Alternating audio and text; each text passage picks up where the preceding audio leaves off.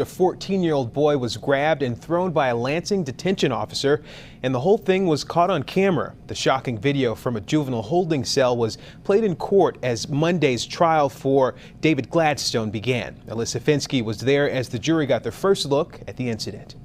14-year-old Kane Wicks was asking to go to the bathroom. This is a place of business. Sit here and sit quietly. Do you understand me? Stop knocking on my door! Quit singing! The man seen on surveillance video grabbing the boy is David Gladstone, a detention officer that's worked for the Lansing department for more than 20 years. Wicks wasn't injured, but it wasn't until another officer came into the room that got Gladstone to let go. He just ran in the room and choked me, put me on a bench. Okay. Shortly before the March 8th incident, Wicks was being defiant towards Gladstone. He had told the 14-year-old twice to quiet down, but the boy continued to sing and move around the cell until Gladstone came in and grabbed him. Prosecution admitted the boy is no angel. He arguably deserved to be in lockup, but he did not deserve that.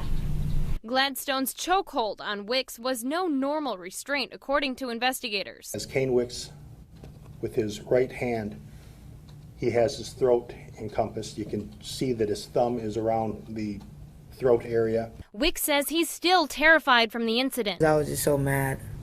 You were mad? Yeah. Were you frightened too? Mm-hmm. You were frightened at this point? Yeah. If found guilty, Gladstone could face up to 90 days in jail for the misdemeanor and possibly the loss of his job. In Lansing, Alyssa Finsky, Fox 47 News. The defense wouldn't say if they plan on putting Gladstone on the stand. The trial resumes on Tuesday.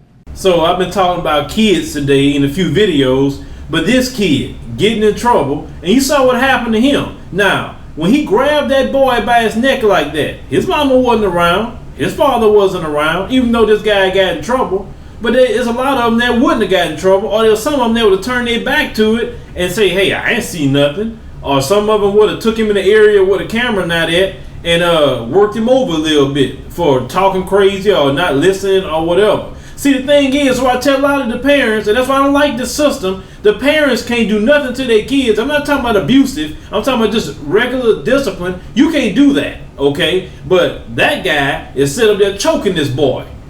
You know what I'm saying? They do a whole lot worse. He was just the only one that got caught. There are people that's going to discipline your kids.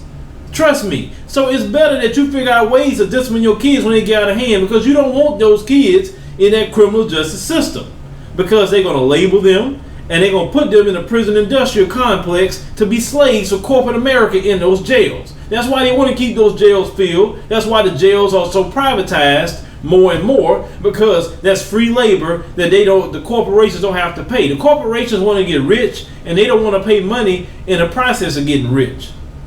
That's why they want these jails full and paying these prisoners possibly 50 cents a day, maybe if you're lucky $1, to make stuff for clothes and everything else for them all day, because they don't want to pay minimum wage.